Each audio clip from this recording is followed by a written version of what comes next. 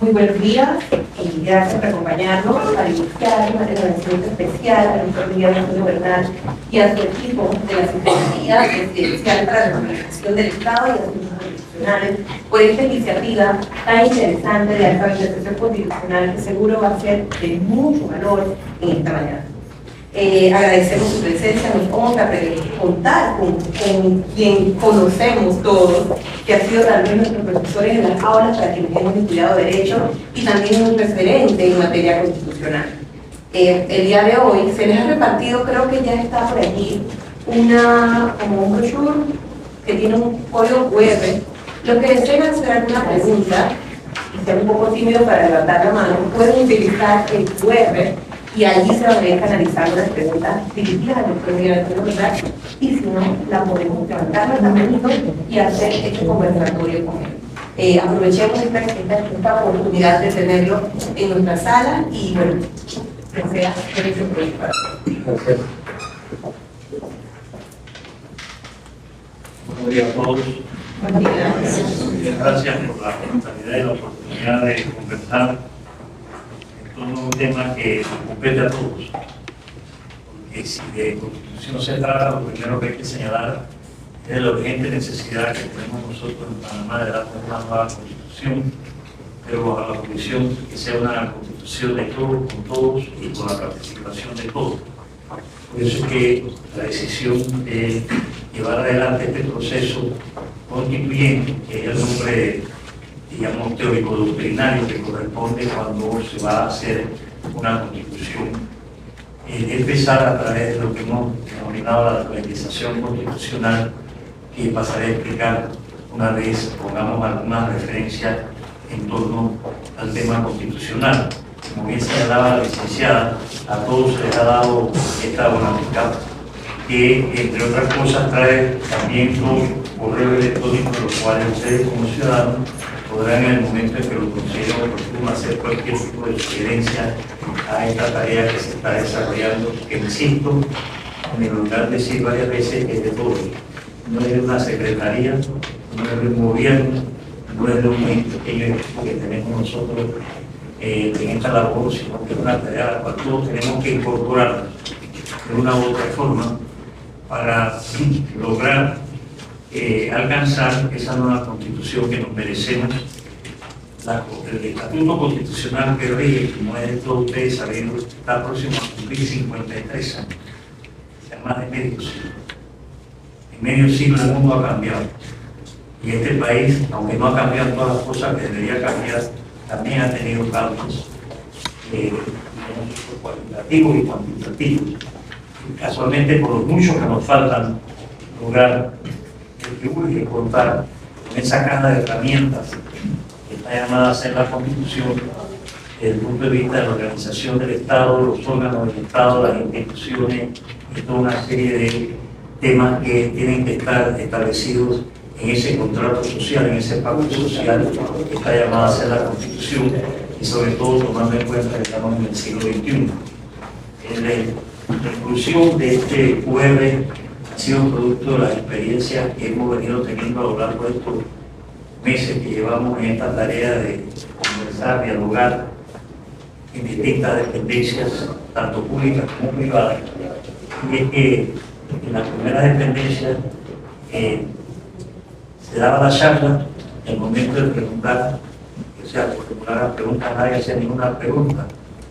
Entonces, problemas que también se presentan para que no se sientan incómodos los que no preguntan en las aulas. Cada día es más difícil lograr que el estudiante pregunte, no porque se lo sepan todos, sino porque hay un pánico escénico o pongan el nombre que quieran. Pero entre los servidores públicos la cuestión es más triste, diría yo, o era un poquito más triste hasta que se le ocurrió a mí lo del QR, porque con el QR no se sabe ni quién pregunta, ni desde qué celular hace la pregunta. Entonces ya la gente se siente más cómoda para preguntar cosas y hasta para decir cosas. Así que bienvenidos sea todo lo que quieran decir, aquellos que no quieran levantar la mano por las razones que sean, que ese es un derecho que nos facilita a todos.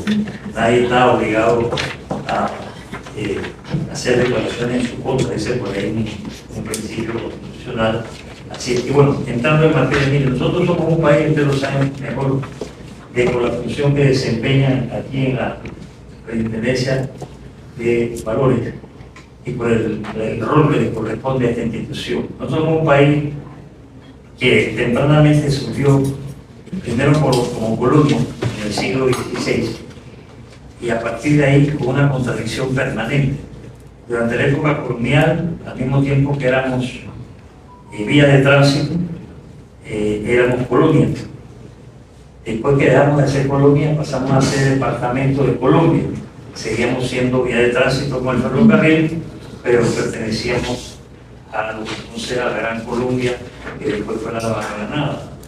Cuando dejamos de ser departamento de Colombia, seguimos con la misma contradicción, vía de tránsito como el canal y supuestamente un Estado. En el 99, el 31 de diciembre, por primera vez en 4 siglos, Panamá pasó a ser realmente dueño de todo su territorio.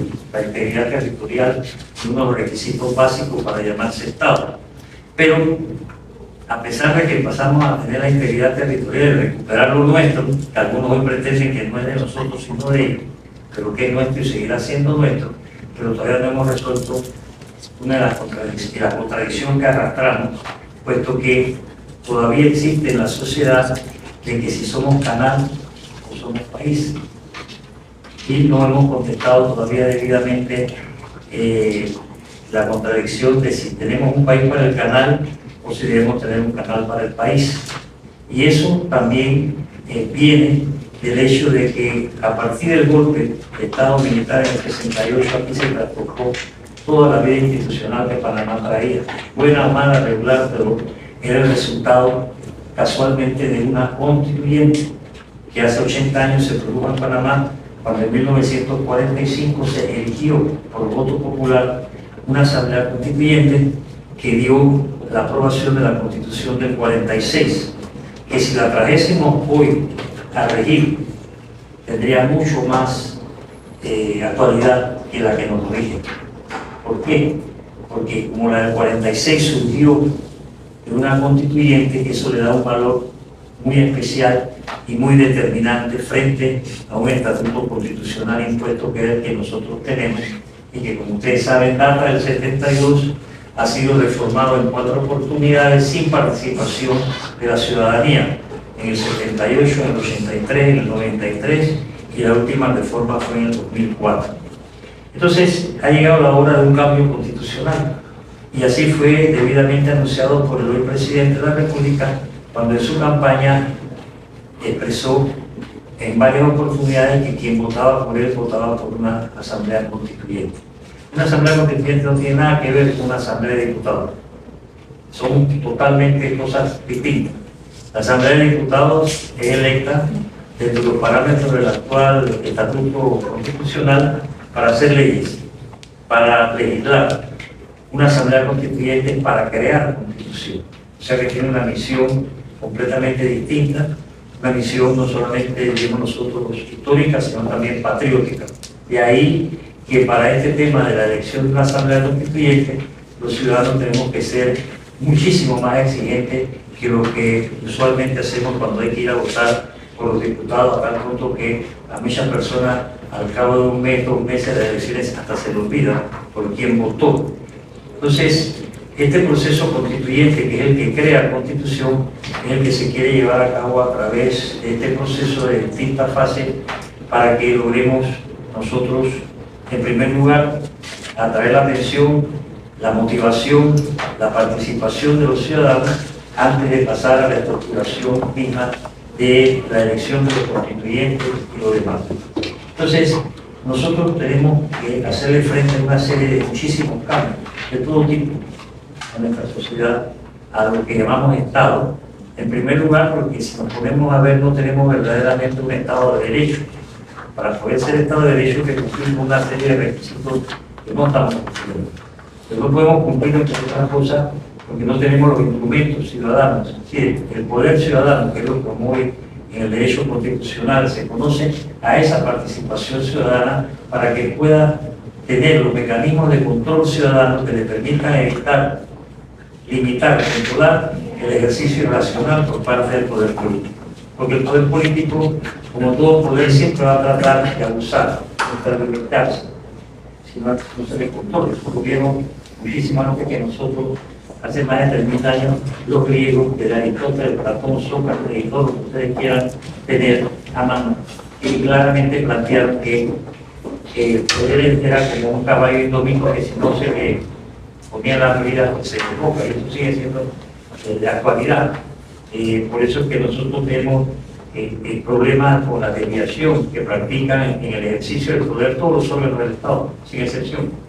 Pero si nosotros logramos ir buscando los mínimos comunes denominadores necesarios, la concertación necesaria para plantearnos una nueva constitución que al menos nos dé a los ciudadanos, aparte de todo el ejercicio pleno que tenemos una serie de libertades y derechos, la oportunidad de contar con las herramientas necesarias para poder ejercer un efectivo control del poder político. La sociedad civil, por lo general, no es que le interese gobernar, pero sí le interesa que le gobiernen bien. Nosotros somos la sociedad civil, todos sin excepción, pero no tenemos la manera de lograr que se nos gobierne bien.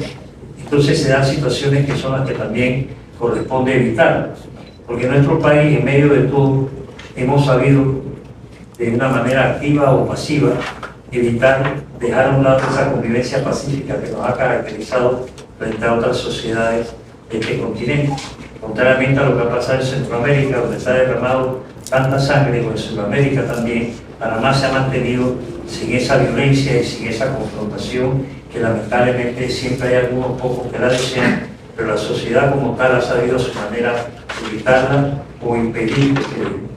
Y entonces tenemos también que lograr que esa convivencia pacífica que nosotros estamos buscando pueda plasmarse en una acción colectiva, en una acción comunitaria, porque como les decíamos, la nueva constitución no es para que la haga un individuo, ni un pequeño grupo de individuos, ni un sector de la sociedad, ni un gobierno, sino la participación.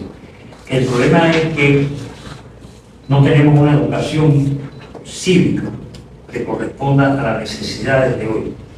Esta ausencia de educación cívica hace que cuando se plantea la necesidad de un cambio constitucional o la participación de todos, la gente pone mala cara o pone rostro de incredulidad porque piensan que eso es muy imposible, que no se va a lograr, que como eso la participación de todos, porque no tenemos ahora mismo ninguna referencia inmediata de poder decir, bueno, es que la participación ciudadana se está dando, por ejemplo, en mi barriada, porque van a hacer las calles nuevas y hemos creado un observatorio de ciudadanos que se va a encargar de vigilar, que le pongan el material adecuado, que no se apropien de los, etc. No hay ese interés. Y de parte de los servidores públicos también tenemos el problema de que se nos pasa por alto o se nos olvida que los servidores públicos tenemos una doble responsabilidad.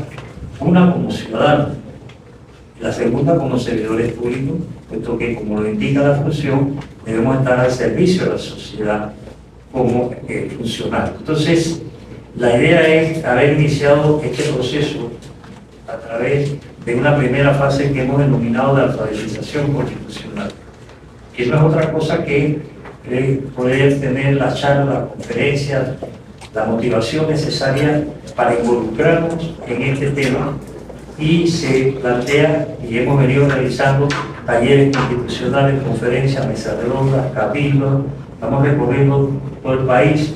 También ahora mismo estamos bastante involucrados en el 20º concurso nacional de oratoria, que este año versa casualmente sobre la alfabetización constitucional.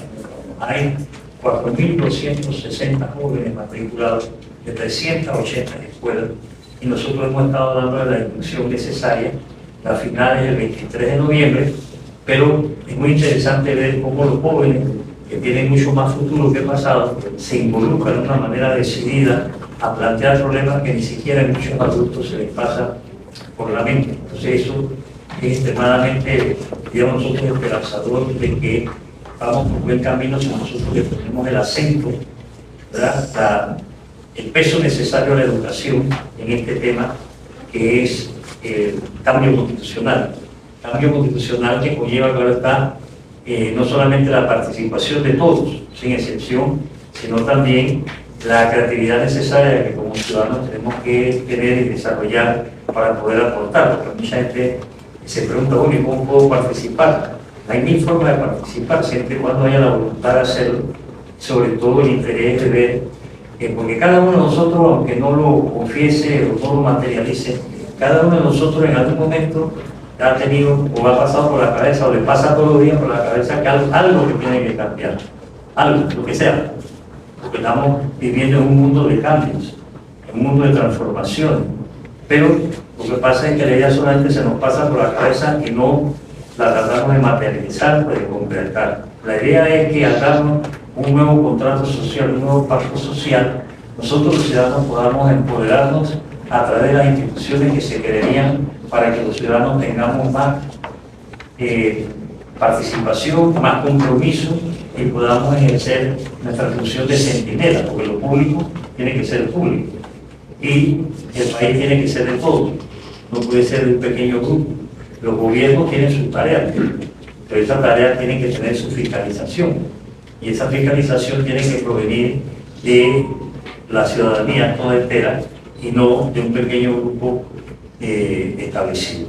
Entonces la alfabetización que ya se ha iniciado hace ya, bueno, la Secretaría Presidencial fue creada mediante decreto ejecutivo en agosto del año pasado y tenemos como responsabilidad la coordinación de las tareas para ir acercándonos a ese cambio constitucional. Hemos empezado por la alfabetización, como les decíamos, porque consideramos que es importante que la población, en primera instancia, sin excepción, conozca sus derechos y sus deberes. Este país tiene un déficit horrible en materia de educación cívica. La mayoría de la gente no conoce sus derechos. El que no conoce sus derechos no se da cuenta cuando se lo están violando. La mayoría de la gente no conoce sus deberes y entonces quiere que sean otros los que hagan la tarea que les corresponde. Eso también es una desviación del poder ciudadano que es aprovechado por algunos para hacer lo que les da la gana, porque no hay mecanismo de control, porque los ciudadanos no tenemos los instrumentos para poder ser centinelas de vigilar lo que es nuestro. Entonces, a través de todas estas actividades que venimos desarrollando y que pretendemos desarrollar hasta, fundamentalmente hasta el 1 de julio del año entrante, dentro de un calendario que tenemos en borrador, no que el 1 de julio del 26 se abandone la alfabetización. La alfabetización, en nuestra opinión, tiene que seguir haciendo. No se puede pretender que una vez que arranquemos este proceso de educarnos y de educar, podamos nosotros cancelarlo cualquier elemento. Entonces, pero a partir del 1 de julio quisiéramos que se pueda entrar ya en la fase de estructuración, organización de lo relativo a la elección de los constituyentes. Para ello no hay nada escrito, absolutamente nada. Pero como este es un país donde la porra, el cuchichi, el chisme predomina, ya mucha gente empezaba a decir por ahí que sí, que ya la tienen escrita, que lo que quieren es la reelección del Pulido, y un poco de hierbas aromáticas que no tienen absolutamente nada de cierto, que emanan pues casualmente de esta caudal de desinformación en que nosotros vivimos y que genera una incredibilidad absurda, cada vez más y más dañina, porque lo que sirve es para atomizar más a la sociedad y desviarnos del propósito que se tiene. Este proceso constituyente, y hago aquí el alto para marcar claramente la diferencia, no tiene absolutamente nada que ver con la motivación que ha llevado a los señores del Tribunal Electoral a promover una denominada paralela. Nosotros no tenemos nada que ver con eso, ni con recogedera de firmas para tal propósito, ni absolutamente nada, porque la paralela, para empezar, sigue siendo una figura geométrica y no es una constituyente. Pero, en aras de querer mantener el actual status quo, el Tribunal Electoral y los paralelos que andan recogiendo firmas con el propósito de que se mantenga el status quo con toda esa cantidad de situaciones que cada vez más distintos sectores de la población rechazan, sobre todo en el terreno de los privilegios, prebendas y una serie de absurdos que lo que crean es un mayor grado de desigualdad con todos los peligros que entraña la desigualdad de esta naturaleza. A partir del 1 de julio, ¿qué se quiere? Hombre, retomar las enseñanzas del 45, hace 80 años en este país, en medio de una situación bastante atípica, se llevó a cabo un proceso constituyente como el que se quiere llevar ahora, es decir, darse una nueva constitución. En el 45 se eligieron constituyentes, que repito, no tiene nada que ver con diputados ni ningún otro tipo de elección. Esto es algo exclusivamente para para debatir, discutir y aprobar una nueva constitución. Esos constituyentes en el 45, en un número de 51, fueron electos, de los cuales 10 eran nacionales y 41 eran provinciales. Uno de los propósitos de la constituyente es que exista el mayor grado de representatividad de todos los sectores, no solamente económicos, sociales, políticos, culturales y demás, sino también demográfica y geográfica, ¿verdad? Entonces, un circuito provincial es mucho más democrático que eso que se inventaron aquí, de los circuitos plurinominales y plurinominales que desvirtúan a la voluntad popular. Lo podemos nosotros pretender, una elección de constituyente con un código de trabajo laboral, electoral, que también fue impuesto en periodo dictatorial, que ha sido reformado 9 veces y que ahora mismo están casualmente en reuniones de que para reformarlo, que yo me pregunto que para qué, si estamos trabajando en una nueva constitución, ¿para qué tú vas a ponerte a reformar un código electoral que necesariamente con una nueva constitución tiene que desaparecer de pe a pa? Entonces, los constituyentes provinciales y nacionales. ¿Por qué nacionales? Porque, por ejemplo, si una persona que cumpla los requisitos, que eso vamos a hablar, para ser constituyente se quiere postular a nivel nacional, eso quiere decir que si usted se postula en Panamá, cualquier ciudadano que viva en cualquier punto del país podrá votar por usted porque usted es candidato constituyente nacional. Si es provincial, solo la gente que vive en la provincia. En esa elección tenemos que participar todos los ciudadanos y se pretende, no hay nada escrito, estamos conversando, divulgando, planteando que haya obligatoriedad del voto. ¿Por qué? Porque no podemos nosotros pretender ir a una nueva constitución en la cual la gente diga yo no voy a votar porque no me da la gana o porque me da aquí no puede haber neutralidad. Entonces es una elección, estas electoreras que nos tienen aquí cada 5 años, que es algo sumamente particular, especial, en la cual se requiere que todos estemos participando. Unos participarán como candidatos y otros participarán como ciudadanos que vamos a expresar nuestra opinión. Se quiere mantener los 51, porque no es un problema de cantidad, es una cuestión de calidad. Claro, en esa constituyente tienen que estar representados no solamente las provincias, sino también las comarcas. Se quiere que las candidaturas que se hagan logre establecer un mecanismo que permita que si resultan 20 varones haya 20 mujeres. En otras palabras, se busca el mayor grado de paridad establecido desde ahora. En el 45, cuando se hizo la constituyente, las mujeres no tenían derecho a voto, mucho menos a ser candidatas. Sin embargo, con la constituyente participaron mujeres como candidatas y resultaron electas, y participaron también y votaron también las mujeres en aquella ocasión. Y ya después, en la Constitución del 46, que ha establecido el derecho al voto de las mujeres. Entonces, hoy en día tenemos que ir mucho más allá y tenemos que empezar a promover la paridad para todos dentro de los temas de esta naturaleza. Esa elección previamente se debe plantear por parte de todos cuáles serían los requisitos para ser constituyente. En el 45 se estableció que tenían que ser nacionales, o sea, panameños de nacimiento y mayor de edad, que entonces la mayoría de edad era 21 años. Hoy en día tenemos que ir mucho más lejos, ya nos corresponde a todos ir pensando, por ejemplo, cuáles serían los requisitos. Tenemos que ser muy exigentes porque no podemos mandar a una asamblea constituyente a los bolotas, a los fenicios o a los pueblitos, porque ya bastante daño han hecho a este país para permitir, y si no se les ponen requisitos, vuelven y quedan allí hasta dirigiendo la constituyente, porque aquí somos como somos, si nos ponemos, hay que sentar pautas, así como el cuerpo humano, ¿verdad? Tienen que tener una medicina preventiva, tienen que tener antídotos. Asimismo, el cuerpo social lo requiere, sobre todo para este tipo de cosas. Tenemos que buscar y ser extremadamente exigentes y selectivos, Por eso también se quiere que el voto se haga sobre la base, llamamos, digamos, voto programático, es decir, lo que vayan a hacer candidatos a constituyentes después de cumplir con los requisitos, le tienen que decir al elector esto es lo que vamos a ir a defender en la Asamblea Constituyente, para lo cual se espera que se puedan ir presentando los proyectos los anteproyectos de constitución, como también se hizo en el 45, en el que José Dolores Moscote, Ricardo Alfaro y Eduardo Chiari, entre otros, fueron los encargados de presentar el proyecto que se debatió en la Asamblea Constituyente y que dio como resultado la Constitución del 46. José Dolores Moscote, un prominente jurista que de las finales de la década del 20, hace un siglo, venía promoviendo un movimiento de cambio constitucional. Ricardo Alfaro, eminente jurista, extremadamente conocido, participó en la discusión y redacción de la Declaración Universal de los Derechos Humanos. Más del 60% de ese documento universal lo redactó un compatriota, pero aquí en Panamá nadie conoce ni se acuerda de Ricardo Alfaro porque la gente va al McDonald's de la tumba muerta.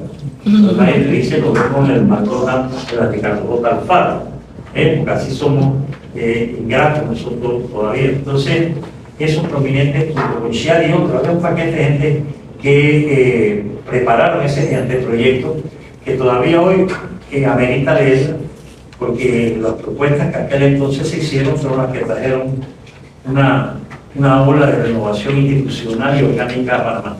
Esa constitución rigió hasta el golpe de Estado. El estatuto del 72, que todavía rige, ha frenado bien nosotros el pleno desarrollo que nos corresponde a nosotros tener como sociedad, como Estado, como país, como nación, como república, y estamos frente a una camisa de fuerza que no nos permite colocar en nuestro país la cresta de la población donde nosotros deberíamos estar. Pues tenemos suficiente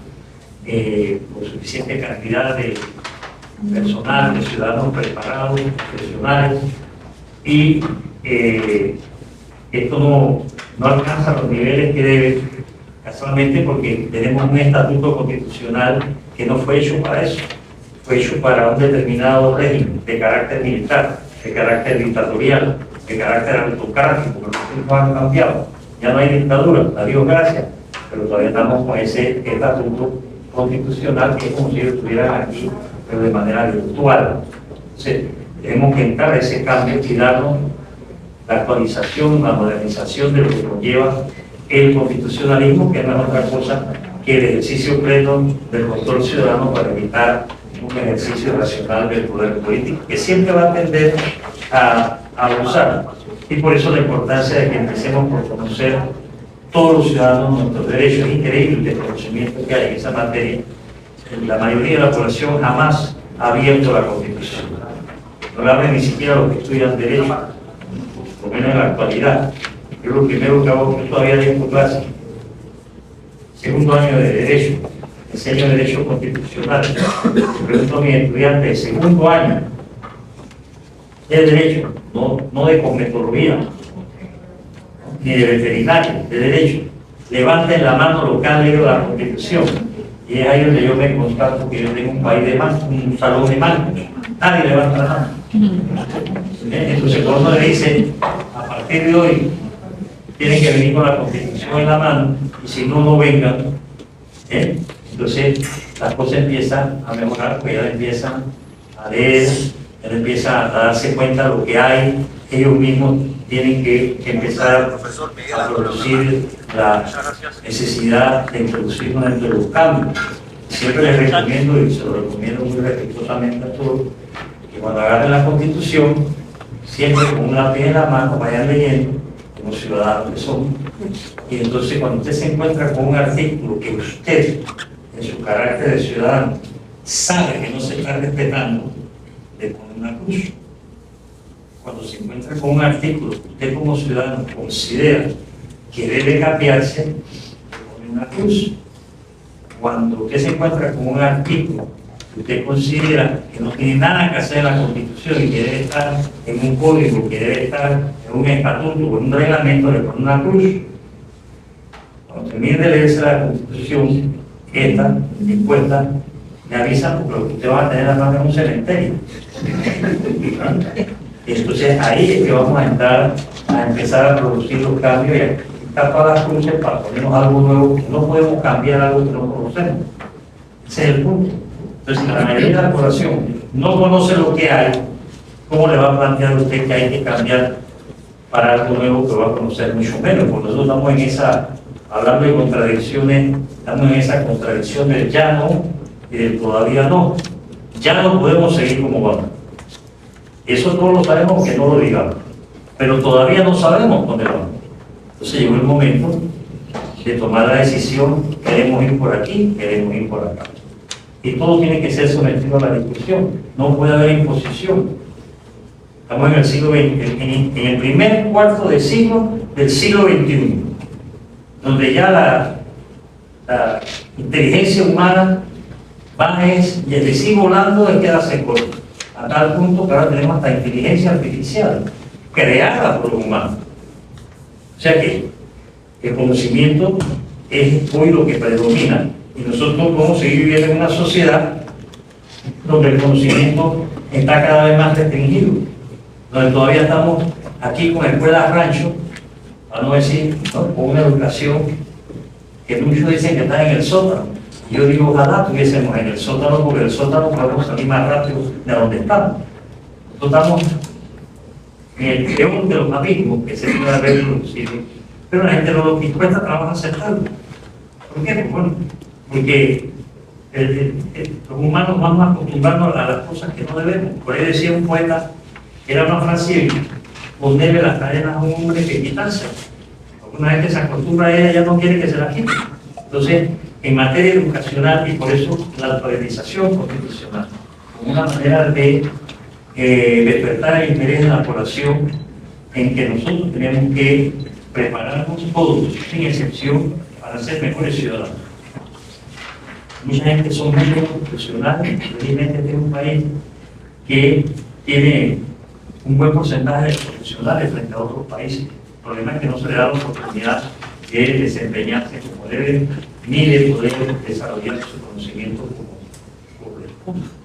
Si ustedes, no sé si la mayoría de ustedes, supongo, ha ido o se graduó de la Universidad de Panamá, y como yo sé que es costumbre aquí que la gente que se gradúa no regresa más, ni a llevar un libro a la biblioteca, ¿no?, ni a ver nada, pero déjense una vueltecita para que ustedes vean cómo está eso. Un desastre. Ayer suspendieron la clase de Certina y Matuna porque no había agua. Pero no por culpa de Rutilio deja a la gente sin agua en Azuero y en Tocume y acá, pero no hay agua. ¿Por qué? Bueno, porque la universidad no está limpiando los conductos. Suspende la clase. ¿Usted sabe lo que es un día sin clase? En un país como este, la gente no lo mire. Y los estudiantes menos, porque los estudiantes dicen no hay clase y la alegría de siempre. Todos hemos sido estudiantes, pero sabemos que cuando dicen que no hay clase, pero eres estudiante, poco te importaba la razón que eso significa. Pero ¿qué pasa? El semestre, si termino con ese ejemplo, comenzó hace 3 semanas. Entre las clases que yo doy clase nocturna, de 6 de la tarde a 9.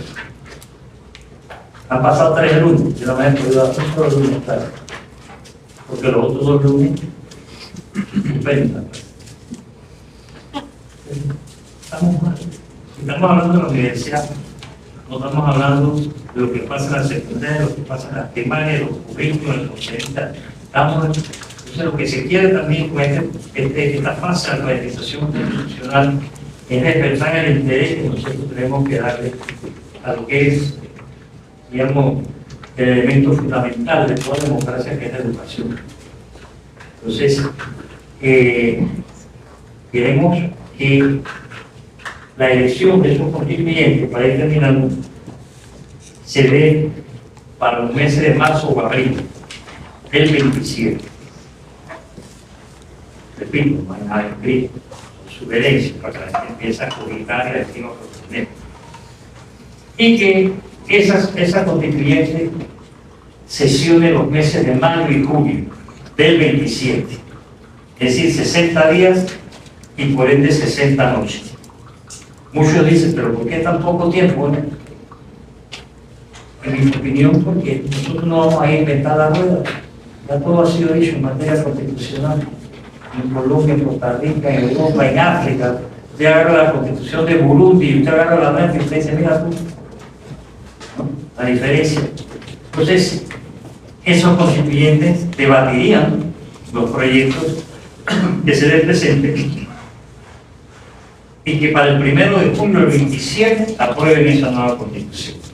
Pero, y siempre hay un pero, dirán ustedes, se quiere que esa constitución nueva no entre a regir inmediatamente, sino que se le dé un año de vacatio legis, como le dicen los abogados, es decir, un año para que sea difundida, divulgada, promovida, presentada, conocida a lo largo y ancho de este país. Para que entonces, en julio del 28, antes de que entre a regir, sea sometido a un referéndum ciudadano, para que la ciudadanía diga si aprueba o no lo actuado por la Asamblea Constituyente. Para que entonces las nuevas reglas del juego, ¿verdad?, entren a regir para el 29. Es decir, que las autoridades, las que sean, que vayan a ser electas o designadas en el 29 tendrán que hacerlo bajo la nueva Constitución, por los cambios que allí se introduzcan y que se han aceptado. ¿Verdad? O sea, en esto es muy importante, consideramos nosotros ese periodo de divulgación, que también es la actualización de la nueva Constitución, porque si la gente no conoce la Constitución, va a pasar lo que está pasando ahora, no la siente suya, no le importa si la viola, no se da ni cuenta cuando la viola, pero si usted la siente, la va a vivir, y si la vive, la va a defender. Es decir, la va a defender de aquellos que pretendan eludirla o violarla. La importancia de conocer las reglas del juego, bueno, yo les puedo poner un ejemplo muy sencillo, porque yo creo que a pesar de la televisión, aquí no todos los panameños piensan solamente en el fútbol. Hay algunos que todavía creemos en el béisbol, que nos gusta el béisbol, ¿verdad? Entonces, si nosotros nos decimos aquí, nos vamos todos de la Superintendencia de Valores, ¿verdad?, a ver un juego de béisbol, que juegue con usted Veraguas contra Los Santos, ¿verdad? ¿Y qué pasa? Que llega el bateador santeño y batea y en vez de correr para primera, corre para tercera. ¿Qué pasa en ese estadio? Todos vamos a pegar el grito. ¿Por qué? Porque si usted batea, la regla dice que usted tiene que correr para primera, no para tercera. Y ahí van a protestar los de Los Santos, los de Veragua, el público. ¿Por qué? Porque conocen las reglas del juego. En la actualidad aquí se están violando las reglas del juego impuestas o no impuestas, y la gente no dice nada porque no conoce las reglas del juego. Aunque optimísticamente yo sí veo que con la gente como se está empezando a dar cuenta, porque miren la reacción que produjo la irrespetuosa, arrogante, aberrante y torpe pretensión de los magistrados de la Corte de, después de subirse el salario, decir que se van a jubilar con el salario recién aumentado. Entonces, aquí hubo como una especie de clamor atomizado, pero clamor de eso, no puede ser, pero que tuvieron que reunirse y echarse hacia atrás. Si la gente no hubiera reaccionado, como muchas otras cosas se aplican, si la gente no reacciona. Entonces, es por ahí la importancia de que de la mano de la alfabetización tiene que caminar la participación de manera tal que este estatuto constitucional no siga siendo un obstáculo para el cambio que se requiere y que todos queremos, por muy chiquito que pensemos, todos queremos que se dé un cambio, porque esa es la razón de ser de nosotros como ciudadanos. Siempre buscar, porque quien habla de cambio habla de progresión, habla de superación, no de retroceso. Nadie habla de cambio cuando echa para atrás. Bueno, hay gente que maneja carro y mete rebozo o recula, pero en una sociedad el cambio es hacia adelante, tiene que ser necesariamente. Así que nosotros hay que buscar la manera de que alcancemos esa nueva constitución que sea de todos. No quiere esto decir, y voy terminando, que una nueva constitución es la varita mágica que va a resolver todos los problemas de vida y por haber. No, pero sí va a ser el pacto social con el cual todos nos podemos identificar y al cual todos vamos a poder acudir para que nuestras libertades, nuestros derechos, nuestros deberes se vean garantizados y que existe esa seguridad jurídica e institucional que hoy tanta falta nos hace. Una constitución nueva debe contribuir pues también a la reafirmación de una serie de valores que tienen que ser comunes, valores éticos, valores morales, valores jurídicos, valores económicos, sociales. Una constitución también nos debe llevar a poder consolidar el sentido de pertenencia a esta patria que nos dio nacer, que se ha ido perdiendo, la necesidad de consolidar la identidad nacional que se ha ido también atomizando más de lo debido y poder establecer, como les decía, todas las vías pertinentes, oportunas, necesarias de participación ciudadana y poder empoderar a los ciudadanos. En otras constituciones recientes en el continente existe el poder ciudadano. Tenemos que ver cómo hacemos para recuperar el régimen municipal que murió aquí en el 72 y se estableció lo de los representantes de procedimiento, que no tiene nada que ver con lo que es un municipio. Los municipios son hoy en América la institución no solamente más democrática, sino que más progresos ha conocido en todas partes, menos en Panamá, donde no hay municipio. Pero en Uruguay, en Brasil, Colombia, El Salvador, Guatemala, el país que usted agarre, usted estudia que gracias al municipio esos países, en medio de todas sus situaciones, van progresando, van avanzando. Basta referirnos, por ejemplo, a Medellín. Medellín tiene la población que tiene todo Panamá, toda la República, pero tiene un municipio. Es más, tiene una empresa municipal SA que maneja el agua, el metro, la electricidad, el cable y cuanta cosa, y una de las empresas que más dinero le produce a Colombia, pero más bien a Medellín. Es municipal. Aquí, como no hay municipio, es un desastre.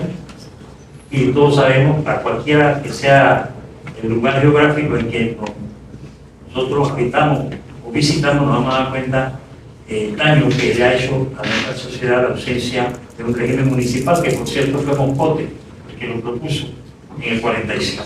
Y finalmente, pues, una constitución que nos brinde las herramientas y los procedimientos para poder mantener los cambios que son necesarios en toda sociedad. Le agradezco mucho su hospitalidad, su asistencia y su paciencia. Queremos para ustedes sus preguntas y los invitamos a que sean alfabetizadores, a que repliquen las cosas que ustedes ya saben, las cosas que puedan aprender y que se lleven este tema a su casa, a sus familiares, con sus amigos, con sus vecinos, para empezar por lo menos a conversar el por qué, para qué, cómo, cuándo, con quién, una nueva constitución, para ver si aquí, en el tiempo que nos queda por delante, podemos nosotros tener más ciudadanos que por lo menos cuando se hable de constitución sepan que se está hablando de algo que es de todos, que tiene que ser de todos y que tiene que contar con la participación de todos. Muchísimas gracias, señora.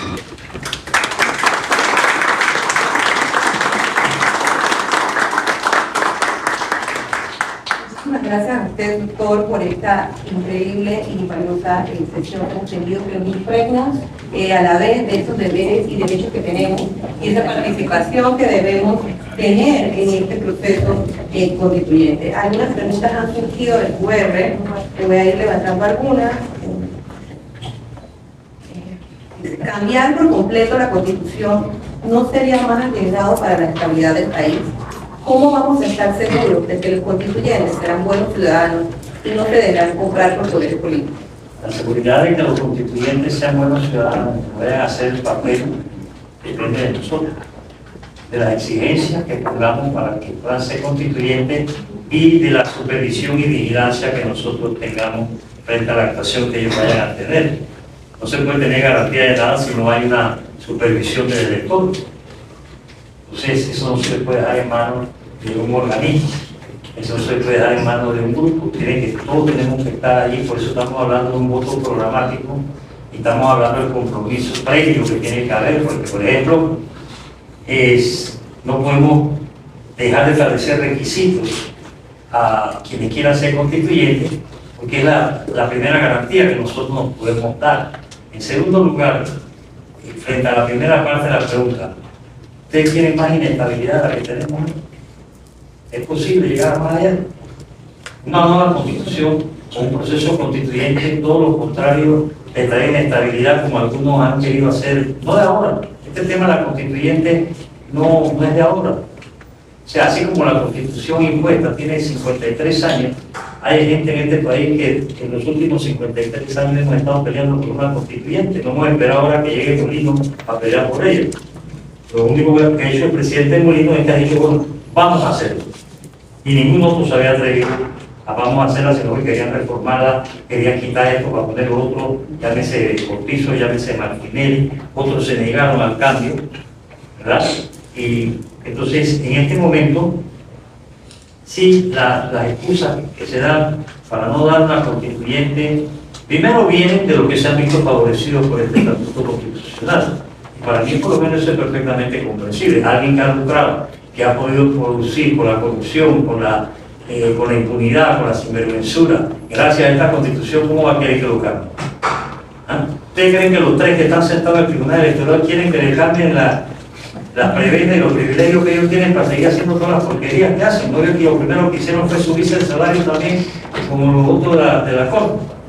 Nadie que tenga, por así decirlo, la concentración de poder que brinda esta constitución va a querer que le cambien nada. Al contrario, aquí lo que se ha hecho con la última reforma que se hizo en el 2004, metieron que los diputados son los que investigan y sancionan a los magistrados y que los magistrados son los que investigan y sancionan a los diputados.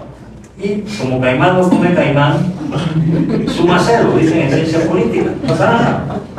Entonces seguimos tan al extremo. La corrupción y la impunidad nos está acabando. A unos más y a otros menos. Hay gente que no le importa la corrupción, no le importa la impunidad. Pero miren, no nos vayamos muy lejos, porque todos vivimos bajo el mismo cielo. ¿Quieren que hablemos de los dos últimos escandalitos que están en la palestra? ¿Ah? ¿De Héctor Durán y Catrín Levy? ¿O del otro, como se llama, Verde Oliva, Oliva Verde, no sé qué cosa? Pero ¿qué es lo más triste de esto? Es que no le va a pasar nada. Ese es el problema, porque la impunidad va de la mano de la corrupción y eso tiene a la gente frustrada, unos más, otros menos. Pero todos sufrimos, a mí me importa tres pepinos, sí, pero es un daño, es el ejemplo que le estamos dando a los jóvenes. Cuando usted escucha a los jóvenes, los pelados quieren cambio, los pelados quieren, o sea, ¿pero por qué? Porque ellos todavía no, ellos tienen más futuro que pasado, así que ellos no han estado embarrados por la corrupción, por aquí todos, unos más, otros menos, caemos en actos de corrupción, ya sea por comisión, ya sea por omisión. Voy a poner un ejemplo sencillo. Hace un mes empezaron las clases en la escuela primaria, ¿verdad? El muchachito que llega, primer día de escuela, y le dice a la mamá, mamá, dice la maestra que el miércoles tengo que llevarle un folder de 8,5 por 13. ¿Qué le dice la mamá? Yo te lo traigo mañana del trabajo. Ahí empezó la cosa. Y ahí sigue. Entonces nosotros tenemos que hacer algo, porque de otra manera nosotros corremos el riesgo de que vamos a caer en lo que otra sociedad ha vivido. Porque el problema que tenemos para la corrupción es que aquí no se educa a la gente a luchar contra ella. Aquí en ninguna universidad se enseña qué es la corrupción, cómo se combate, cómo se previene, qué hay que hacer. En ninguna dependencia del Estado se está enseñando a los funcionarios los peligros que entraña la corrupción. Sin embargo, nosotros somos signatarios de 2 convenciones contra la corrupción, una de la OEA, la otra de la ONU, que son leyes de la República, ni siquiera se han diputado. Entonces todos aquí estamos sentados como espectadores viendo cómo la corrupción, fulanito, venganito, el otro, una cosa horrible. Es más, la gente que vive en determinada barriada ve que el tipo que lo nombraron en el gobierno y a los 3 meses le pone un piso a la casa, le compra un carro a la mujer, cambia a los hijos para la escuela particular y cuando viene el verano se va en un crucero. ¿Y de dónde? Si nada más gana 1.500, 2.000 y nadie vaya a tocar la puerta y dice, oiga, vecino, ¿y usted cómo está haciendo para tantas cosas? No, la gente va al vecino y se ve vecino, usted no le puede conseguir un trabajito para mi cuñada que está jodida. Lo que pasa es que, bueno, somos humanos. La licenciada Melissa tiene una pregunta. Sí, bueno, me tengo la curiosidad de saber quiénes se encargarán de establecer los requisitos para ser constituyente y si se tiene previsto cuándo van a estar esos requisitos se quiere que seamos todos los que empecemos ya a hacer propuestas de requisitos. Nosotros tenemos en la volante que se les dio 2 correos de sugerencias. Estamos recopilando todas las que van llegando para divulgarlas y tenemos que buscar algún mecanismo, procedimiento, método para establecer de qué manera los requisitos van a quedar públicos y conocidos y exigidos. Tenemos, por así decirlo, calendario 1 año y medio por delante para eso. Lo primero que tenemos que provocar en la gente el conocimiento básico para poder que no sean requisitos, diríamos nosotros, solamente emotivos, sino los más racionales y también basados en experiencia. Por ejemplo, hablando de la constituyente del 45. Los constituyentes del 45 tuvieron cosas buenas, cosas malas. Entre las malas fue que después que terminaron de aprobar la Constitución, dijeron, ahora nosotros nos quedamos como órgano legislativo. Entonces, eso no lo podemos nosotros pasar por alto, ¿verdad? Entonces, ¿qué tenemos que hacer? Entre los requisitos previos, es decir, los constituyentes sesionarán, por ejemplo, del 1 de mayo al 30 de junio y terminada su labor se van para su casa. Pero yo sí creo que queda una ñapa, es decir, por ejemplo, no podrán, los que hayan sido constituyentes, no podrán ocupar cargo público con mando y jurisdicción en los próximos 5 años. Ahí empezamos lo mismo que, por ejemplo, requisitos. Decirle desde ahora lo que quieran ser constituyentes, que pues ya me lo han preguntado, ¿verdad? ¿Y cuánto habrán constituyentes? Hasta aquí puedo echar, ¿verdad? Entonces yo digo, no, licencia con sueldo.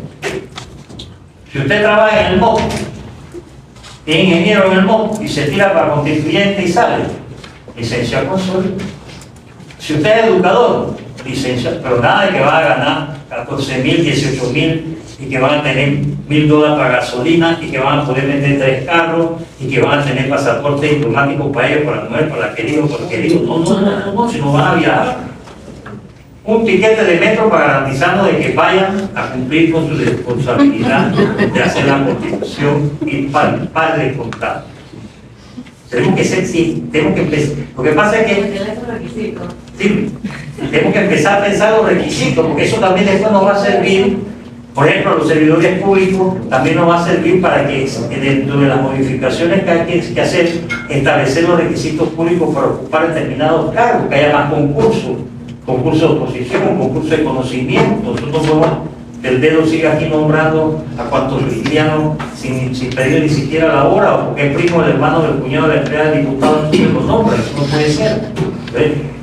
La idea es que la gente empiece a empoderarse, ¿verdad? Que el ciudadano empiece a darse cuenta qué significa ser ciudadano. Y esa es la tarea que tenemos todos por delante. En la medida en que todos nos metamos a opinar, a conversar, a dialogar, a debatir, yo sí creo que algo queda. Ya de por sí, con todo respeto, estos meses que llevamos, no es que hayamos logrado, pues tampoco pensamos que la gente aquí, porque ya uno decía, vamos a una constitución, todo el mundo iba a decir, pero ahí vamos poquito a poco, y sí ha sido de una gran ayuda, por lo menos desde mi punto de vista, lo del concurso de oratoria, porque los pelados son los que están dando verdaderamente cátedra en ese tiempo. Lo que pasa es que no se está divulgando, ¿verdad? Que sería bonito que los medios de comunicación divulgaran esos debates que ellos hacen en su escuela, esos concursos, ¿no? Pero con el concurso también se ha dado una pequeña onda expansiva, porque el muchacho que concursa, el papá si tiene o la mamá, enseguida queda entusiasmado, le hablan a la vecina, los amiguitos del pelado, los compañeros de la escuela, los otros, entonces eso va, entonces resulta que ya la gente está empezando en que acá, eso es la alfabetización constitucional, que es cómo se come, dónde lo venden, dónde lo rechazan. Ya es poco a poco, pero eso tiene que ser como una bolita, bueno, porque para más no hay nieve, que sea como una bolita de nieve que se vaya. De ahí la importancia que tienen todos ustedes en replicar, por lo menos comentar si les es posible en otras dependencias o en otros lugares, o en su barrio, o en sus cosas. Digo, mira, allá fue un tipo hablando de una nueva constitución. Y empezar por ahí. Sí. A propósito, doctor, de lo que estaba planteando del concurso de oratoria, tengo dos preguntas aquí. Se plantean reformas constitucionales que incluyan una reforma integral del sistema educativo. Están dando estas conversaciones a nivel de escuela, podría ser información valiosa para el ciudadano. Se está hablando de un cambio constitucional, no es lo mismo un cambio que reforma. La reforma mantiene la esencia de lo que usted quiere reformar, que es lo que ha pasado con estas 4 reformas del estatuto. El cambio busca eso, cambiar. Y a través de ese proceso de cambio, ir trayendo al debate nacional una serie de temas que son de obligatoria conversación. La educación es uno de ellos, pero también están otros temas que son de la vida cotidiana, como lo son, por ejemplo, el respeto al debido proceso, que cada vez se respeta menos, la separación de poderes, que la gente no entiende la importancia que tiene la separación de poderes, la rendición de cuentas, la transparencia y tantas cosas que hoy por hoy la manejan algunos, pero que tienen que ser por lo menos el conocimiento del público. Licenciado Domínguez. No, básicamente ya me adelantó con la respuesta, pero sí, profesor Bernal, básicamente por lo que usted ha explicado, la constituyente busca una renovación constitucional cuando hay falencias estructurales en nuestra Carta Magna actual, ¿no? Y a raíz de esto se busca un proceso democrático para poder llevar a cabo sin necesidad de ir a instancias mayores como en otros países estos cambios, ¿no? Y eso es lo que le quería preguntar. Usted, en su criterio, ¿cuáles son los puntos estructurales que ustedes consideran, aparte del ejercicio político y racional que ya han mencionado, y creo que lo que ya mencionó también en la educación, la separación de poderes, algún otro que usted considere que es importante tomar en consideración al momento de llevar a cabo este análisis de renovación? Sí, como no, definitivamente sí. Yo creo que el primero es poner como eje central de tratar de alcanzar un Estado constitucional democrático de derecho con todo lo que eso conlleva. El principio básico fundamental es el respeto a la dignidad humana con todo lo que de ella emana, porque aquí hay muy poco respeto por la dignidad de la persona humana. En segundo lugar, yo sí creo, porque lo veo desde un punto de vista histórico, también doctrinal y teórico, reincorporar el régimen municipal en la vida política social. Nosotros no podemos seguir con todos los procedimientos. Digo, los procedimientos pueden existir, pero no pueden hacer ellos las veces de un régimen municipal porque no lo son. Por otro lado, la reestructuración absoluta de todos los órganos del Estado. Nosotros no podemos seguir viviendo con este hiperpresidencialismo infectado. Es un absurdo, siglo XXI. Nosotros no podemos seguir con un órgano judicial que no es transparente, que no rinde cuenta, que es moroso y que pasan tantas cosas que lamentablemente o afortunadamente la gente no sabe todo lo que pasa, porque si lo supiese yo creo que habría una reacción más decidida. Y con un órgano legislativo que matemáticamente no es representativo. La manera como se digan aquí a los diputados, con eso los circuitos uninominales y plurinominales distorsionan la voluntad popular. Si usted vive en San Miguelito, usted puede elegir 7 diputados, pero si vive en la Villa de los Santos no la puede elegir.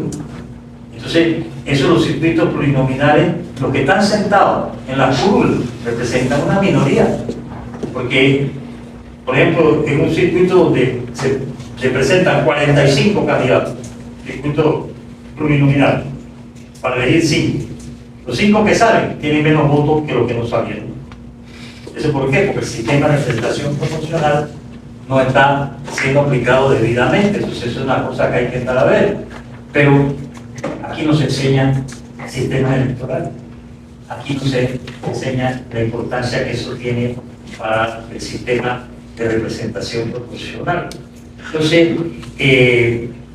eso de los circuitos, entonces también con el añadido que le han puesto aquí de cociente, medio cociente, residuo, medio residuo, que lleva a estas situaciones en que una persona que saca 1000 votos en un circuito queda sentada la curul, mientras que la que sacó 7000 votos no sale porque como medio cociente de por aquí, de por allá, el mismo sistema, régimen de partido, la participación ciudadana tiene que quedar debidamente establecida en la Constitución de manera taxativa. O sea, yo creo que la Constitución hay que verla como un todo. Aquí durante un tiempo hubo ciertos sectores que decían que bastaba con cambiar 2 artículos de la Constitución y esto se arreglaba, ¿no? ¿Cuáles son esos 2 milagrosos artículos? Sí. Bueno, la manera como se eligen los magistrados y el número de magistrados, digo que si es eso, vamos a hacerlo enseguida. Pero no es eso. Se parte del problema, pero se le da solución. Nosotros no podemos, repito, al primer cuarto del siglo XXI, tener una constitución impuesta, porque una constitución impuesta no es constitución. Así es sencillo. Aparte de todas las contradicciones que contiene la propia normativa, ¿no? Y aparte del hecho que no es conocida. Si uno de los principales problemas que tenemos para motivar el cambio es que la gente no conoce de qué se está hablando. La mayoría de las personas no saben lo que es la Constitución, no saben lo que es el papel de la Constitución, la función de la Constitución, y no saben lo que es para mí más grave, que nosotros los ciudadanos somos el poder soberano. El poder público solo emana del pueblo. Y eso no se practica. Ni se quita. Muchos no quieren que se practique. Entonces, esta es una tarea en que si no hay participación de todo, esto no va a avanzar. Yo no me llamo engaño. Si hay una bulia y esa anomia que hay hoy por hoy en los asuntos públicos, bueno, mejor. Pero que no sería bien mañana, bueno, que no, a mí nadie me dijo nada, pero para mí para eso somos especialistas, yo no sabía. A mí nadie me dijo nada, ¿no? Vuelvo a tomar como ejemplo mi estudiante porque es lo que tengo más cerca y es lo que más quiero. Ese estudiante que me llega tarde a la clase, ¿qué le pasó? No, porque en el metro el policía me pidió la cédula y me dijo que se la tenía que dar, y yo le dije que no, porque usted nos ha dicho que la cédula no se da, se enseña. Entonces el policía me puso contra la pared y me dijo que me iba a llevar preso. Yo no sé qué cosa. ¿Qué pasa? Él se conoce un poquito su derecho, pero hay otra gente que no conoce su derecho y que se los viola. ¿Cuál es uno de los problemas más grandes ahora mismo? De los muchos que hay con el, no de ahora, del seguro social, la cantidad de gente que compra las fotos de los patronales y no paga. ¿Cuál es las situaciones que hay ahora mismo en el, ¿cómo se llama esa cosa del el nombre? Ese que te quita la planta de la guarda. Se acaba. Se acaba. O el municipio de San Miguelito. El municipio de San Miguelito tiene 10, 15 años que se queda con el SIACAP de sus trabajadores y no lo pasa para el SIACAP. Pero no les hacen nada. ¿Y qué es el problema que tenemos también con una serie de situaciones aquí de impunidad?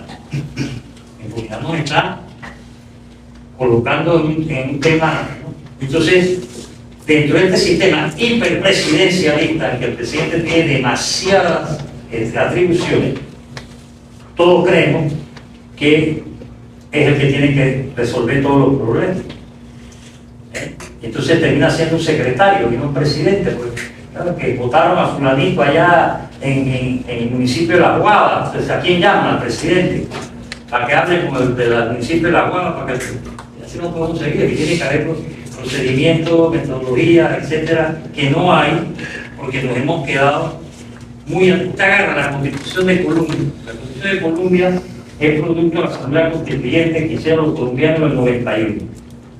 Colombia, donde hay de todo. Y en aquel entonces había más que de todo, porque había guerrilla y todas estas cosas. Los colombianos hicieron una nueva constitución.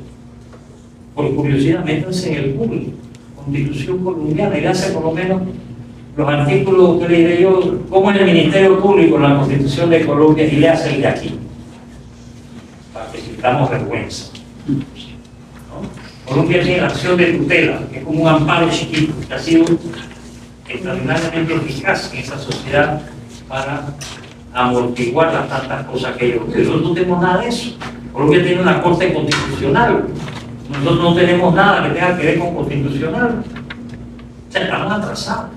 Y nada más por el atraso que hay, no merecemos una nueva constitución. Nada más por eso. ¿Considera usted que tenemos, que como superintendencia tenemos un rol para concientizar a la población o al sistema financiero sobre la ¿Qué le pasó al sistema financiero? que si tenemos un rol como superintendencia? Definitivamente, bien. Primero como ciudadanos. Vamos a empezar por ahí. Porque si quieren vamos a echar más atrás. Primero como humanos. Todos como humanos tenemos una serie de derechos que son inalienables, irreemplazables y que no se puede seguir permitiendo que se juegue con ellos. Segundo, como ciudadanos, tenemos un papel. Tenemos que ser actores y no espectadores. Y como servidores públicos, en una dependencia como la Superintendencia del Mercado de Valores, imagínense la responsabilidad que ustedes tienen sobre sus hombros. Pero yo estoy seguro, no quiero meterme en arena que no pueden ejercer como Dios manda. ¿Por qué? Porque tienen un sistema que no los deja llegar cuando tienen que llegar para hacer las cosas que hay que hacer. Yo estoy seguro que si tienen que caminar 100 metros, nada más están dejando caminar 1 metro porque llega la llamada, la influencia, la cosa, no investigue esto, no mire lo otro. Lo mismo que pasa con la superintendencia de bancos. Los bancos están haciendo desastres con los cuentavientes. ¿Y qué derecho tenemos los cuentavientes? Usted se monta en un avión en un aeropuerto vamos a poner de Colombia. Lo primero que le dan son los derechos del viajero. No se está aquí en un avión de Panamá para decir, Copa le va a dejar hablar de los derechos del viajero. O sea, nosotros estamos, como se dice, huérfanos de una serie de instrumentos que nos permitan garantizarnos nuestra dignidad. Entonces, sí es importante, y aprovecho la pregunta para reiterar, desde mi punto de vista, el rol de los servidores públicos en esta tarea es más que importante. Yo no le puedo pedir a un ciudadano de a pie, por decirlo así, que no es servidor público, que asuma las responsabilidades que tenemos los que somos servidores públicos. Eso a partir de ahí. Sí, doctor Bernal. Yo quería hacer una pregunta sobre el tema del Tribunal Electoral. ¿No? La Secretaría dice reorganización del Estado. ¿Qué posibilidad o que hay alguna dicotomía desde el punto de vista constitucional que el Tribunal o la Corte Constitucional asuma la organización electoral del país a partir de 2029? Bueno, en mi opinión personal, nosotros no necesitamos un tribunal electoral. Francia, que es el país que tiene más elecciones a nivel mundial, porque ellos tienen 36.000 comunas. Así que allá hay elecciones cada semana. No tienen tribunal electoral. Estados Unidos, que es la referencia para muchos democrática, no tiene tribunal electoral. Aquí el tribunal electoral se creó con un propósito, y es el que está cumpliendo. Hoy por hoy son los principales adversarios del cambio constitucional y no se ocultan para decirlo. Ahora, a mí me preguntan, como yo no voy a ser constituyente, pero puedo opinar como ciudadano, eso hay que eliminarlo. Y el edificio que se han construido, como si fuera, aquí uno cree que está en la época, por favor, María Purísimo, usted pasa por ahí, ya, yo creo que se van a coger con un dulce y lo dejamos. ¿No? Además, entre paréntesis, para mí ellos son muy olvidadizos. Hay un señor que estuvo sentado 34 años como magistrado. Eso nos debería dar vergüenza. En una república, yo tengo un sueño, el edificio del Tribunal Electoral sirva para el Tribunal Constitucional que se ha creado mediante la nueva Constitución. Espero que algún día podamos ir allá todos, ¿verdad?, a dar una satisfacción de quitar electoral y poner constitucional y de mantelar lo que están haciendo, en mi opinión. Pues me dicen, no, pero el gobierno está diciendo, no, está hablando Miguel Antonio Bernal, fuera. Y más ahora que se han puesto en este plan de combatir la necesidad de la nueva constitución, además para salvaguardar. Ustedes saben que aquí entre nosotros y que no saben que nos América, ustedes saben que esa gente todo es entre tres, ¿no? Ellos no pueden comprar llantas con carros, porque los carros tienen 4 llantas. Ustedes tienen que comprar llantas para 3 carros. Y ahí cada quien tiene su parcela. El magistrado Guerra, que es ficha de Benicio Robinson, maneja tanta dependencia. El magistrado otro, un que está durmiendo en la asamblea de hace 2 semanas para elegirse, también maneja. Y el otro que acaba de llegar, apenas llegó, le dieron un fuerte abrazo, lo pusieron de presidente, le dieron 2 vueltas a los marianos y le dieron su champita. Y ahí está, Arellano. Esa es la tribunal electoral, ¿no? Y ellos controlan la vida y muerte de los ciudadanos, porque el registro civil está en manos de ellos. La cedulación, ¿para qué ha servido? ¿Los semilletes? Aquí a cada rato te están cambiando las cédulas, como si fueran placas de carro. Esas cosas tenemos que empezar a decirlas para que cambien, si no va a seguir igual. La reelección de cualquier ciudadano a cualquier cargo es un daño. Por eso es que a mí me indigna que anden diciendo por ahí que estamos haciendo una constituyente para que se reelija Mulino. Está loco. De ninguna manera. Me preguntan a mí, reelección de nadie. Si yo tengo, he perdido la cuenta, 50 años están peleando contra los rectores que se reeligen en la Universidad de Panamá. García de Paredes, que se reeligió 5 veces. Este que ya lleva 10 años y quería, pero ahora está hablando porque la semana pasada me clavaron un proyecto, primer debate, y desde entonces no duerme de la rabia, porque no se va a poder reelegir ni él, ni los decanos, ni los vicedecanos, ni los directores de centros, hay directores de centros regionales que tienen 30 años de estar ahí, hombre, eso para la academia es mortal. Así como hay diputados. ¿Cuántos años tiene Benicio que soy diputado? 35. 35. Y hay otros que tienen 30, 25, 20. Lo más triste es que los que llegan nuevos, ¿en qué están pensando? ¿En quedarse? No, Vinicio tiene 40 porque él fue suplente en el 84. Bueno, vamos a hacer una medalla. Él lo dirigió. Es otra cosa que hay que erradicar. Te lleva a todos tus parientes de suplente, el marido es el principal, la mujer es el suplente, la marida es la principal y el Dice aquí, ¿podría profundizar entre cambio y reforma, entendiendo que habrá artículos que se mantendrán íntegros y otros que explica que mismo? Uno de los cambios puede ser una segunda vuelta para la elección presidencial. Yo creo que eso es cajoneros, es un cambio constitucional. Y en otros lugares me han preguntado lo mismo y yo digo, segunda, tercera y cuarta vuelta si es necesario. Pero aquí ya la mayoría no es la mitad más uno. Yo soy de opinión, tiene que ser 2/3. Así como también para la aprobación de leyes. Eso, pues mira dónde hemos llegado. En el órgano legislativo se inventaron que ¿cómo le llaman eso? El quórum deliberativo. Se reúnen 8 y dicen que ya tienen quórum en una asamblea de 71 y aprueban 5 una ley. ¿Eso qué es? Nadie dice nada. Y además nosotros no sabemos que estamos votando por diputados bicéfalos porque ellos llegan y se meten como en 5 comisiones. Supongamos que la comisión de educación y la comisión de gobierno se reúnen a la misma hora y ellos están en las 2 comisiones. Bueno, aparte de lo que le... ¿Por qué hay tantas comisiones? El Senado de Estados Unidos son 100 senadores, un país de 353 millones de habitantes. ¿Cuántas comisiones tiene el Senado de Estados Unidos? 7. ¿Cuántas comisiones tiene la Asamblea Legislativa de Panamá? 17. ¿Por qué? Porque como son 71, para que cada uno de ellos quede en la directiva de la comisión donde le dan plata, le dan una secretaria, le dan gasolina, entonces tienen que tener 17 comisiones. Salvo la del presupuesto, que la más peleada tuvieron 6 semanas se demoraron en decidir sobre eso no es un desarrollo. ¿Eso qué es entonces? Eso es sinvergüenza. 6 semanas cobrando y no se ponían de acuerdo para quién quedaba en tal comisión, pues todos van viendo a ver. Es que esas cosas tienen que cambiar, no van a cambiar de la noche a la mañana. Eso estamos, no crean que uno está de iluso y cae, bueno, porque vamos a tener una nueva constitución, esto va a ser coser y cantar, ojalá. Pero por lo menos que empecemos a soñar de que podemos lograr un cambio que nos lleve a mejores derroteros, colectivamente.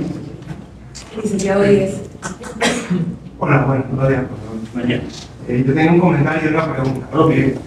El comentario vino a raíz de lo que estamos comentando, hablando en temas generales del servicio público y viendo que uno de los primeros pilares que vamos a tener con este proceso es el tema de la reorganización por la ingeniería del Estado en sus fundamentos completos.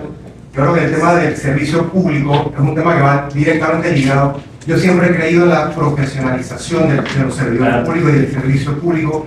Esta es una entidad muy técnica y por consiguiente todos los que estamos acá, en su mayoría, tenemos un perfil que si no viene de inicio se ha venido desarrollando en el camino, porque es muy conocido también que no todos podemos tener cierta especialización en un tema tan puntual como en el mercado de valores.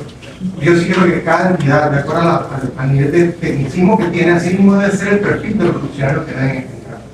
Eso nos debe llevar a disminuir en gran medida la ley estatal aumentar los salarios de esa persona que va a ser profesionalizada y en su medida cambiar el paradigma que siempre nos ha enseñado desde las universidades de que el Estado está para gastar y ejecutar presupuestos, pero nunca lo hemos visto del lado inverso. Es gastar buscando la eficiencia. Donde tú buscas la eficiencia vas a ahorrar muchos fondos y vas a entonces lograr los objetivos a los que está destinado. Ese es más que todo el comentario que pienso que debe ser como también uno de los pilares junto con la reorganización del Estado. La pregunta que tengo es, en los constituyentes del 45, mencionó que se escogieron 51. ¿Qué manera o qué fórmula utilizaron en esa época para limitar el control del poder de los partidos políticos versus estos 51 personajes que fueron escogidos? ¿Qué balance se dio? Obviamente los partidos políticos son entidades políticas, parte del gobierno, de una sociedad que también tienen que ser escuchadas dentro de un proceso constituyente, pero ¿de qué manera se limita de que estas entidades no globalicen o no enfoquen el proceso dentro de mantener el status quo, que es lo que no queremos dentro de este proceso? Correcto. Primero suscribo totalmente su comentario. Nosotros tenemos que caminar, entre otras cosas, hacia una mayor y mejor profesionalización de los servidores públicos en todas las dependencias y también a tratar de ver que se dé una modernización de la legislación. Aquí seguimos con el concepto de carrera administrativa, pero si ustedes se leen por curiosidad la ley de servidores públicos que aprobaron en Ecuador, es como que dice pasé un copy-paste. Es decir, una cosa es los servidores públicos, ¿verdad? Todas las exigencias propias que deban tener, y otra cosa es una carrera administrativa que está estancada y ni para adelante ni para atrás, y se cumple o no se cumple. Entonces, dentro de la organización del Estado, sí, definitivamente, que es un tema que va casado con la nueva Constitución, es decir, la nueva Constitución conlleva una reorganización del Estado. El Estado actual del Estado, en mi opinión, es un desastre en cuanto a su administración y en cuanto hasta su distribución territorial, distribución de poder perversa, desigual, y distribución territorial, ahí, bueno, de buena primera, para complacer unos cuantos, metieron la 10ª provincia, ¿no? Que no tenía sentido, que eso es más burocracia, por ejemplo. Entonces sí, se necesita esa reorganización del Estado que busca una mayor eficiencia y ver que la burocracia no nos siga carcomiendo como está ocurriendo. Y en cuanto a los constituyentes, en aquel entonces, como bien lo describe, entre otras, la profesora Turner en un libro sobre la Constitución del 46, la constituyente que le dio origen, participaron los partidos políticos, pero también hubo candidaturas de libre postulación. Hubo 5 personas que se quedaron, pero los partidos políticos aquel entonces tenían, por así decir, una preeminencia que no es la que se tiene ahora. Hoy por hoy los partidos políticos están, por decir de una manera suave, bastante desprestigiados, lo cual no quiere decir que no tengan el control y el monopolio electoral. En Panamá hay 3.2 millones de electores, según dicen las cifras, pero hay 2.6 que están matriculados en partidos políticos, pero eso es parte del clientelismo. La mayoría de la gente que se mete en un partido político es para poder conseguir un trabajo, o para poder conseguir un favor, para él o para alguien. Entonces, pero los partidos políticos, por su inacción, se han ido, pero siguen teniendo el control del sistema, porque es un sistema que fue hecho para, por y con ellos. Ese es parte del problema de lo que tenemos con el Código Electoral, que no puede servirnos ese Código Electoral para la elección de constituyentes. Es otra cosa que tenemos que ir pensando, ¿verdad? ¿A quién le vamos a dar la responsabilidad de manejar la elección de los constituyentes? Que no puede ser el Ejecutivo. ¿Ya? Yo iba a preguntar esa pregunta. Sí, exacto. Entonces, tendríamos que ver si, como una vez se propuso, que se cree una comisión especial de ciudadanos, todo lo demás, o ponerlo en manos de una institución en la cual los ciudadanos podamos tener algún tipo de presencia real y efectiva, pero ¿cuál? Ahí está el problema. Entonces, sí, para la elección de los constituyentes, y por eso insistía mucho en la importancia que tiene la exigencia que nosotros vayamos proponiendo. Nosotros lo que estamos haciendo hasta ahora en esta tarea es que el lugar donde vamos recogemos las preguntas y las estamos inventariando para darlas a conocer después, ¿no? Para que todo el mundo sepa lo que se ha preguntado y que esas preguntas y esas respuestas sirvan también para ir buscando ese mínimo común denominador y poder decir, bueno, las exigencias para ser constituyentes son las siguientes, panameño de nacimiento, edad, hay que ver si estamos de acuerdo que sea 18 años o le vas a poner 25 o 35, ¿no? Entonces los requisitos tenemos que hacer la salvedad que usted no le puede exigir, si vamos a exigir conocimientos académicos, por así decirlo, ¿verdad? Usted no le puede exigir eso a las humanas, porque ellos no han tenido la oportunidad de poder aprender, aunque hay muchos estudiados, pero no todos. Entonces tenemos que ir viendo cómo, lo de la paridad, cómo podemos hacer para que si va a haber 20 mujeres haya 20 hombres. O sea, todas esas cosas tenemos que empezar a trabajar entre todos, porque esto no es cuestión de alguien, aunque aquí entre nosotros, usted se mete en inteligencia artificial y le dice, dame una constitución, 7 minutos le toma. Pero no se trata de eso. ¿Ven? Ese sería el camino fácil. Esa es una tarea que porque nos tengamos que romper un poco, bueno, empecemos a ver cómo se ha hecho en otros países. ¿Qué requisitos se pidieron, por ejemplo, en Colombia? ¿Qué requisitos se pidieron en Ecuador? Porque tenemos que aprender en Colombia y tenemos que aprender de otros países. España vivió 37 años bajo la dictadura de Francisco Franco Amón. Cuando muere Franco, España queda, como quien dice, pues, desbalanceada y se les iba a España de las manos a las fuerzas políticas y sociales, y ellos decidieron salvar a España y se reunieron en lo que terminó siendo, concertaron lo que terminó siendo el Pacto de la Moncloa, que fue el acuerdo político que hicieron los partidos, las corrientes monárquicas, comunistas, socialistas, republicanas, etcétera, los gremios, los sindicatos que eran poderosos, y dijeron, esto es lo que vamos a hacer. Y entre las primeras que pusieron fue una constituyente. Se dieron una constituyente que dio como resultado la Constitución del 78 de España, que todavía firma. Pero ese pacto, no tenemos que llegar a una concertación, tenemos que pactar para ver cosas que tenemos que no solamente discutir, sino también decidir.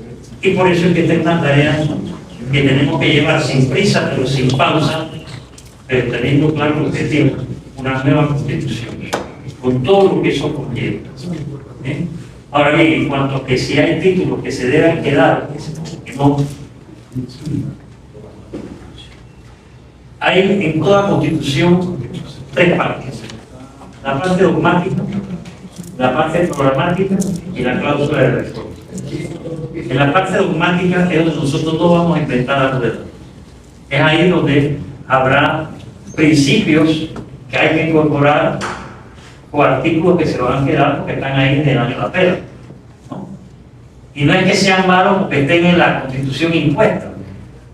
La que lo vuelve malo es la Constitución impuesta, no el artículo per se. Y habrá que ver también la modernización, por ejemplo, de la Contraloría, el tema del presupuesto, cómo se hace, todo eso. Creo que todo tiene que entrar y corresponderá entonces de aquí a que se reúna esta Asamblea Constituyente tener más frescas las propuestas de cambio que se quieran dar. Y hay de todo. Miren, en ese correo de sugerencia, una de las primeras que nos llegó, un señor muy formal que escribió para que se prohíba en la Constitución nueva el reggaetón. Se le contestó, muchas gracias por su participación, porque participó. Muchas gracias por su sugerencia, pero eso no es un tema constitucional. ¿Qué pasa? El desconocimiento de una constitución lleva a la gente a pensar, bueno, porque prohíba hacer el reggaetón, pero la gente debe tener un odio al reggaetón bien grande, porque se prohíba. Bien. ¿Más preguntas? Sí, de todas las preguntas tenemos una aquí, luego una. ¿Cuántas de las lecciones aprendidas de otros países considera que es la más importante, especialmente en temas de riesgo? Y una última que dice, ¿por qué usted no será constituyente? Bueno, en otros países podemos aprender del proceso constituyente que se ha llevado a cabo en la mayoría de los países del mundo que han cambiado o actualizado constitución.